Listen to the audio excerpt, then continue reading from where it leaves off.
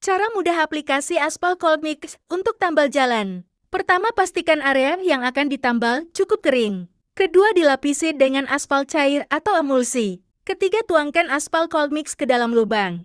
Lalu ratakan aspal dengan sekop atau cangkul. Kelima, pastikan permukaan tertutup rata tanpa celah.